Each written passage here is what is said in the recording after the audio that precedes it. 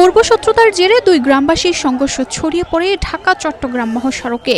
৪ April শনিবার রাত ১১টার দিকে মহাসড়কের দুই পাশের গোমারবাড়ি ও শ্রীপুর গ্রামের লোকজন এই সংঘর্ষে জড়িয়ে পড়েন। এমন ঘটনা ঘটে কুমিল্লার ১৪ গ্রামে। পুলিশ জানায়, দীর্ঘদিনের বিরোধের জেরে দুই গ্রামের লোকজন লাঠি সোঁটা ও দেশীয় অস্ত্র নিয়ে মহাসড়কের মাঝখানে মুখোমুখি সংঘর্ষে লিপ্ত হন। প্রায় ২ ঘণ্টা ধরে চলা এ সংঘর্ষ পুরো এলাকায় উত্তেজনা ছড়িয়ে পড়ে। সংঘর্ষের কারণে ঢাকাগামী ও চট্টগ্রামগামী উভয় লেনে দীর্ঘ যানজটের সৃষ্টি হয়। এতে শত শত যানবাহন মহাসড়কে আটকে পড়ে এবং চরম ভোগান্তিতে যাত্রীরা।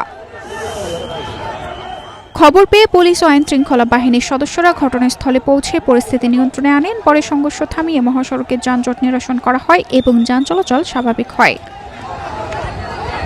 ১৪ গ্রাম থানার ভারপ্রাপ্ত কর্মকর্তা মোহাম্মদ আরিফ রহমান বিষয়টি নিশ্চিত করে জানান, বর্তমানে পরিস্থিতি নিয়ন্ত্রণে রয়েছে।